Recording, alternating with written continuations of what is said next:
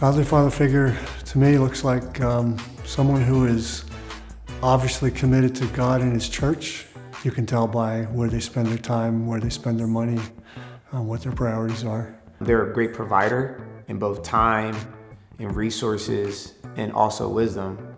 The way to be a godly father figure in my mind is just to set that example. I can't say something that I wouldn't do myself. So I have to practice what I'm preaching. Whether you like it or not, you're a leader. You're leading by example. It's also somebody who is looking to assist the people behind them, the next generation, wanting to make an impact. They choose the things they do so that they can impact others. And they demonstrate the characteristics of Christ both directly and indirectly. Somebody who leads by example, who you know is going to God first in tough situations. You're an encourager, very compassionate. You don't want a man's wrath to ruin your relationship with people and your walk with God. Someone who's faithful to where their feet are, so they're present, they're available, they're empathetic and compassionate, so they just kind of meet you exactly where you're at, try to feel for you right then and there. And also somebody who is available, somebody who takes the time. You can't have an influence if you don't put in time. Happy Father's Day to all you dads out there. And thank you everybody for joining us for this time. What a great and awesome worship experience we're having here. And just so thankful for everybody that makes this possible. Today's message isn't just about dads and families. It's to all men, authentic men. We live in a culture and we live in a time where masculinity is challenged and Christianity is being challenged like never before. It's no coincidence that both things are being challenged in our culture and in our society. Because after all, if you can take away Christianity and take away true masculinity, which takes away who God really is in our culture. And we are all about restoring and renewing not only the image of God, but also the image of what God intended when He created male and female. So here we go. We're going to take a look at authentic manhood. That's what we're taking a look at here. And there's a lot of confusion that goes into this with authentic manhood. We live in a chaotic world. Literally, I was playing tennis the other day, just to give you an example. And I was playing with some people, and I did something, and they were trying to say thank you. What they were trying to communicate to me was that I was being a good, like if you watch tennis, the boys and girls that run around and pick up the balls, they're called a ball boy or ball girl. And they wanted to refer to me as a ball boy, but they didn't know what pronoun to use. So literally, they were stammered. You're a good ball. They didn't know. Finally, they referred to me as a ball child. Okay, I'm just using the exact same term they used. This is to demonstrate the confusion that we have in our culture, in our society, of what a real man is. And unfortunately, we use this term toxic masculinity.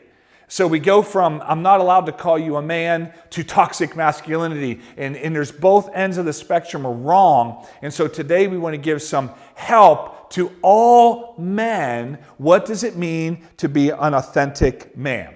So here we want to launch out of Hebrews chapter 11, verse 7. We're going to be talking about Noah. That's right, Noah, the arky guy. Yeah, built the arky and put two animals of every kind in the ark. And so here we go, Hebrews 11, 7.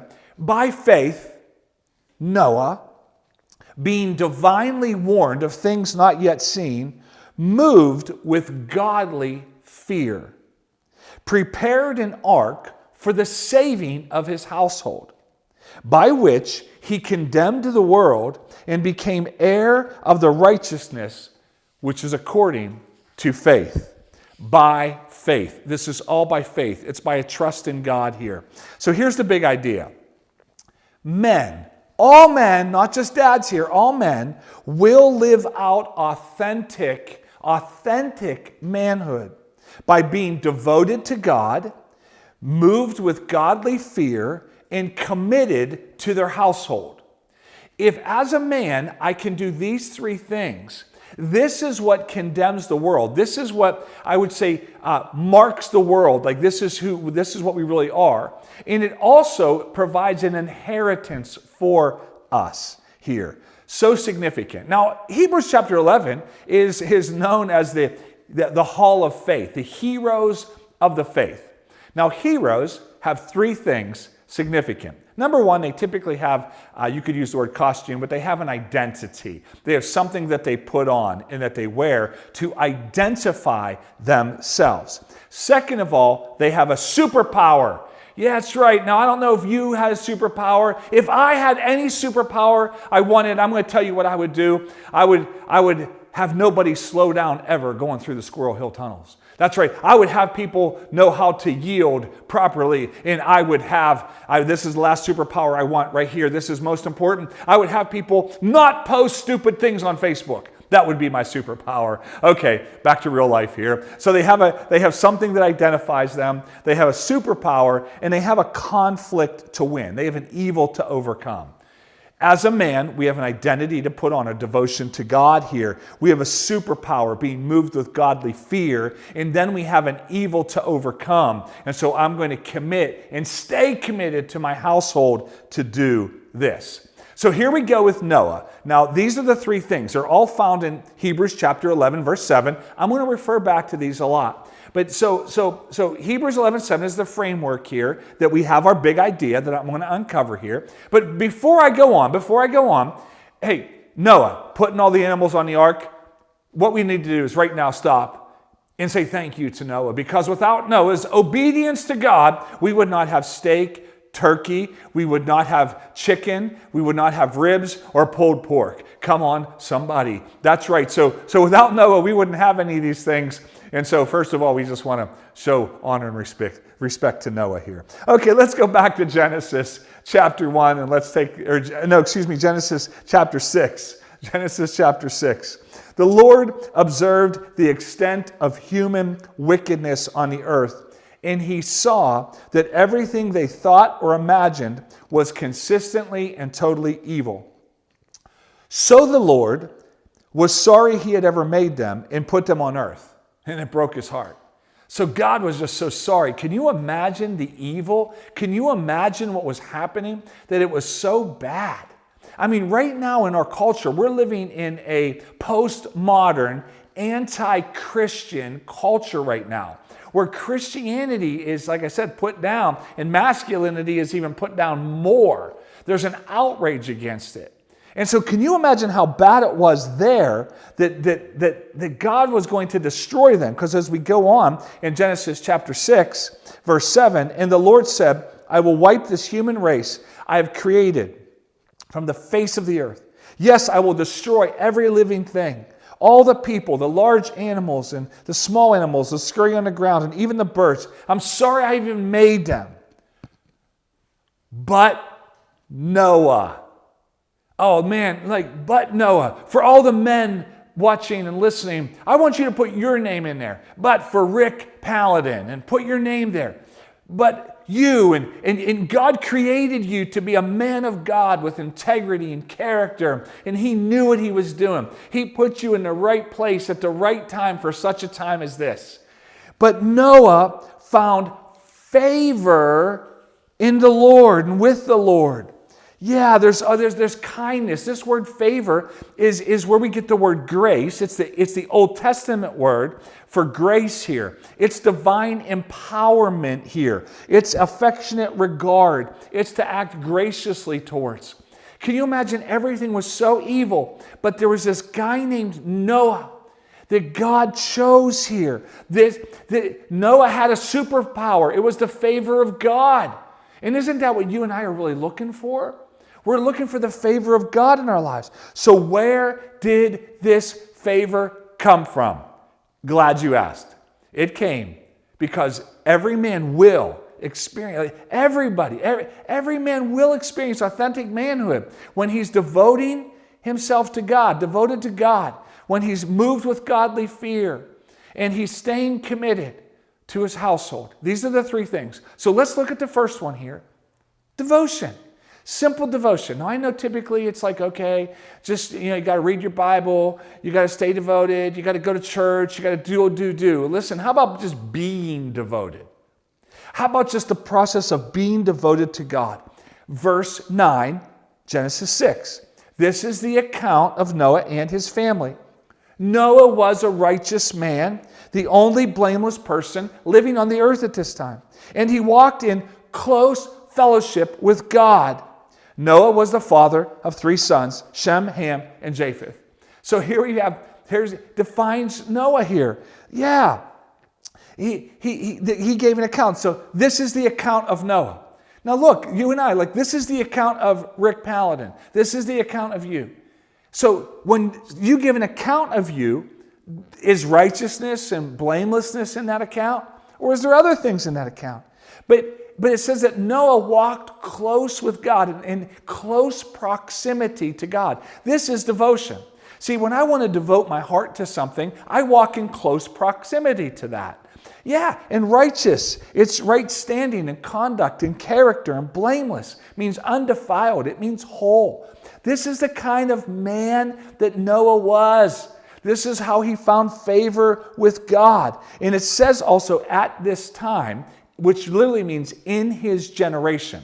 Let me stop here. I don't know what generation you're a part of. Listen, I'm the last of the baby boomers, last year of it. I think very close to baby boomer here. Can't help it. Yeah, now maybe you're a millennial, maybe you're a Gen X, or whatever you may be, Gen Y. Listen, I always want to tell you this. Your generation doesn't need to define you. God can define you by your devotion to him. Even though Noah's generation was evil, horridly evil, that didn't define him. He was being defined by his proximity to God. Yeah, so I don't know where you've come from, but this is where you're going. Close proximity with God here. See, Noah walked with God. I believe, let's try to put some flesh on this. Let's double click on this one. Let's drill down a little bit. Come on, he walked with God. He made decisions in his life that were God-pleasing, God-honoring here. He had integrity and character. Integrity is what's on the inside. Yeah, see, integrity is being true to who God is creating you to be on the inside of you. Character, on the other hand, is what people see on the outside of you. So I'm being true to who God has created me to be in my devotion, the integrity and character. So integrity is on the inside, character is on the outside here. You know, one of the biggest compliments my wife Natalie and my children have ever given me, the biggest compliment is this, is that I'm the same person no matter where I am. I'm the same person at home. I'm the same person when I go to the bank or the store. I'm the same person when I'm playing tennis. I'm the same person at work or church or preaching. What you see is what you get. See, that is integrity on the inside and character on the outside. And integrity and character have marked my life. Why? It's come out of devoting myself, a constant devoting myself to God and his ways here. Noah walked with God when nobody else did. See, when you walk with God with integrity and character, you stand out from the world. It can't help but happen. Yeah, in a world full of lying and deceit and putting you first and doing all these things, it's craziness. But no, I'm going to devote myself to God here. 8 times in Genesis 6 through 9, chapter 6 through 9, it says, God said, or the Lord said to Moses, depending on your translation. So 8 times it says, God said. This happened out of Noah's commitment to God here. So out of Noah's commitment to God and his devoting himself to God on a regular basis, God regularly said to him. We need more men who are just simply hearing God and saying, this is what God has communicated for me to do. Yes, women may be better multitaskers. They may be better at getting tasks done. They may be better at listening. They may be better at doing many, many things. But listen, as a man of God, you can hear God. You can know what he's saying. You can receive his direction. Yeah, ordinary, everyday guys like you and me can do this. That's right. And the result of this is that we have godly values and integrity and character, and church matters. See, those are the results of devotion, and they help our devotion here. Yeah, and you're going to look foolish at times. But the question is who's fool are you going to be? God's or the world's? I'm going to look foolish when I follow God, but you know what? I'm going to do it anyhow. But let me just try to say it this way, is that when we're devoting ourselves to God, there's a love relationship with God. I love Him, and this is just so exciting to me. Yeah, see, just this last week, I had the opportunity. I took a Lyft ride, an Uber, and somebody picked me up, and we're just talking away. And I'm going to condense the story real simple and sweet for you. In the course of the conversation, it came up what I do for a living, and God came up. And I didn't have to go to some rote thing I say. It just started oozing out of me what Jesus has done for me and what Jesus has done for my life. And I was so excited to share it. I just started talking about God and who He is to me and how I have this love relationship with Him, and I'm wide-eyed in wonder. And yeah, life is difficult, but I still am enjoying the process of being devoted to God. Listen, authentic manhood has joy attached to it because I'm pleasing God. That's what it is. It's joy, it's life, it's love. It's seeing God and hearing Him for who He really is. Okay, let's look at the next one. Now, again, men will experience like authentic manhood, being devoted to God and being moved with godly fear. See, that's Hebrews 11:7 says that Noah was moved. See, godly fear moves us. It does something. And so, men, I'm speaking to you now. We like to get things done here. So Genesis chapter 7, verse 1, so Noah did everything exactly as God commanded him. Yeah, may that be said about you and me. We're men. We like to get things done. God gave him a big task in Genesis 6 with specific instructions. Build this ark 1.5 times a football field, 4 stories high. Yeah, and it was going to take 120 years to build this. Now, how many trips to Home Depot and Lowe's would he have to make? Now, listen, when God gave Noah this task, there was no order a new saw, order some lumber to be delivered. No, Noah had to go and make a saw. Then he had to make a way to get trees. He couldn't go to Home Depot or Lowe's. He had to go find trees because there wasn't trees where he was. So he literally had to go find trees and go outside and get them and bring them. He had to develop an axe. He had to make a saw. Then he had to build the scaffolding. Do you know how long this would have taken here? See, let me just tell you this. Noah had to do a whole bunch of little things so he could do what God asked him to do. Men of God, authentic men, there's no such thing as little insignificant things. There's no such thing in life as, well, this is little, this is insignificant, this doesn't matter. No, the little things matter, and we do all the little things that we do so we can get to what God wants us to do. But we need to be moved with godly fear. That's what drives us here. Fear of God makes the impossible possible because I know God has tasked me with this, and I'm going to be moved with a fear in Him and for Him here. Yeah, that's what this is. And one of the things in chapter 6, verse 14, that God gave Noah to do, make yourself an ark of gopher wood, make rooms in the ark, cover it inside and outside with pitch. Now, this word pitch is an interesting word. It's usually translated tar. That's right, on the outside of the boat, they had to put tar to seal the boat. This is the same word in the Hebrew used for atonement. It's the same word in Hebrew used for reconciliation, for cleansing, for purging. In the New Testament, atonement speaks about the blood of Jesus Christ. So what he was saying was cover your household with the blood of Christ. Cover your protection, the salvation of who you are, with who God really is. The cleansing, the purging. Purge everything else out and be moved with the fear of God. And then he told him to use gopher wood. Now I'm going to tell you what gopher wood is. See, he had 3 sons, Shem, Ham, and Japheth.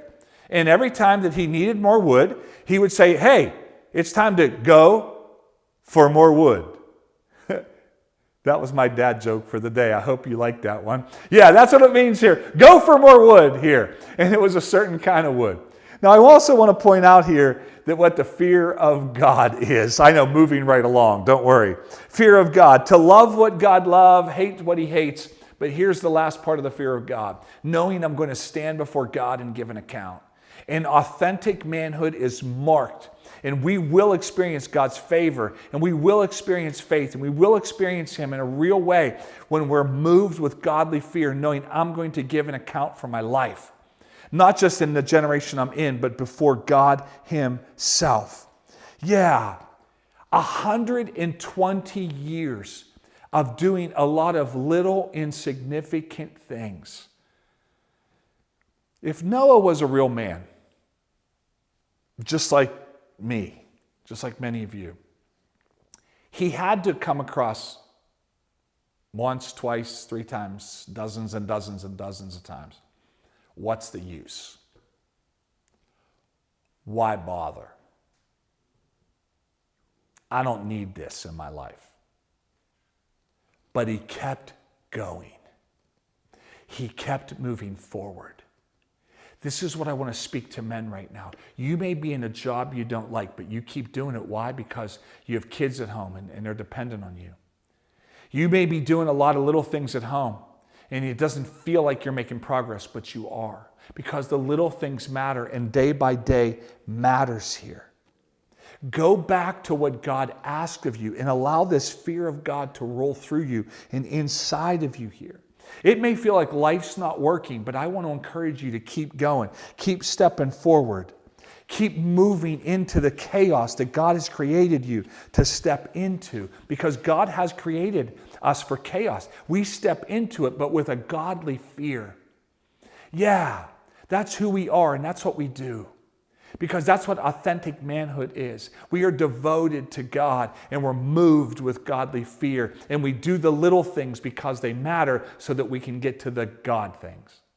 Now I want to switch gears here and go into our third point about being committed to our household.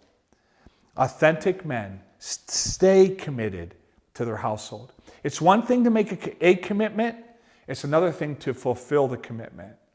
Authentic manhood, they stay committed. We have to define success. Yeah, we have to define success because many people, they think success is being rewarded. They think success is reaping the harvest. How about we switch our view of success and say, no, me being an authentic man, I am going to continue to sow seeds. Because when I'm sowing seeds that will reap a harvest, sometime for others, it doesn't even include me. That's what I'm in it for. I'm in this to be a success, but I'm a success when I'm sowing the right seeds into lives here.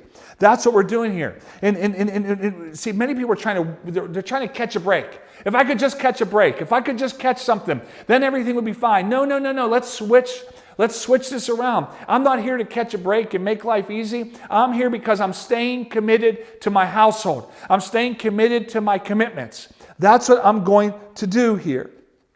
Noah's family, think about this.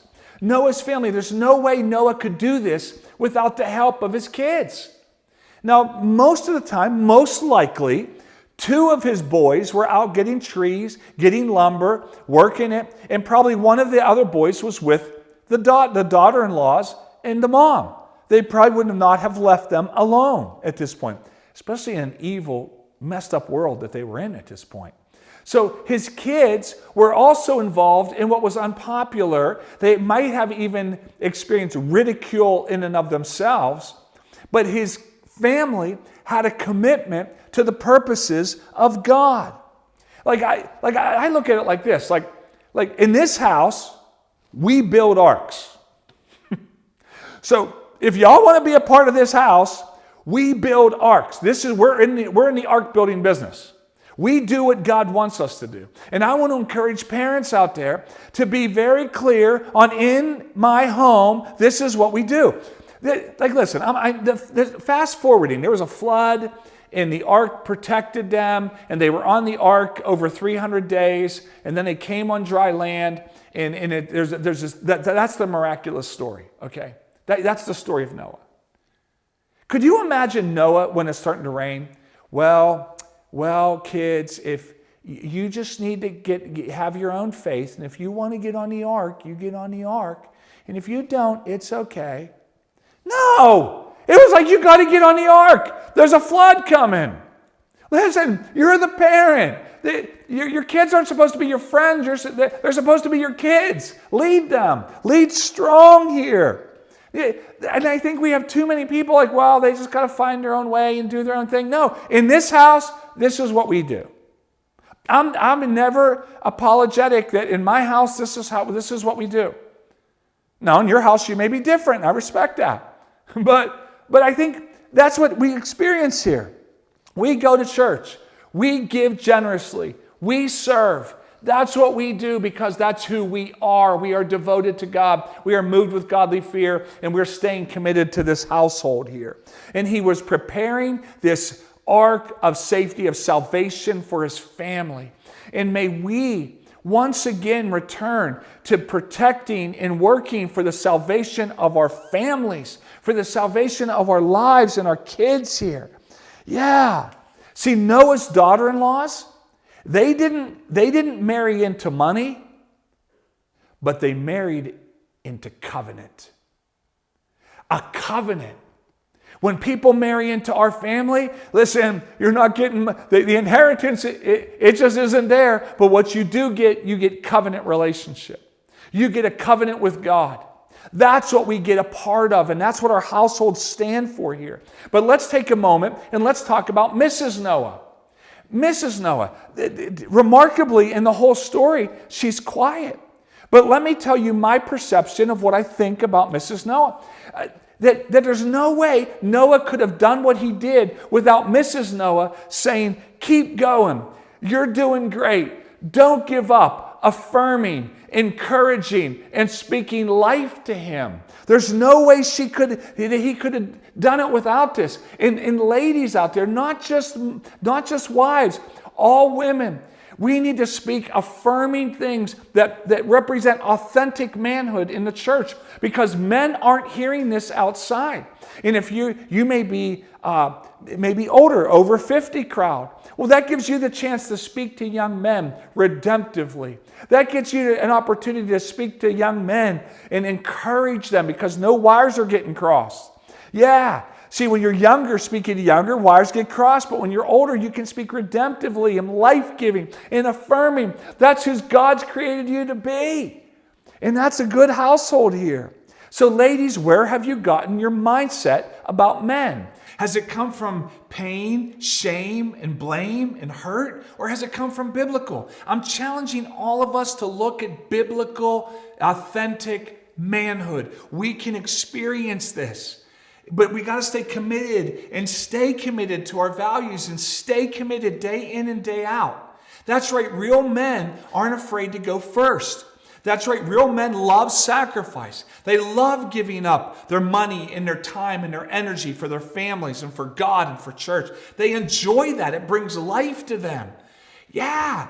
They're willing to take blame even when they're not responsible for it. They're willing to say, I'm going to go first. I'll do this.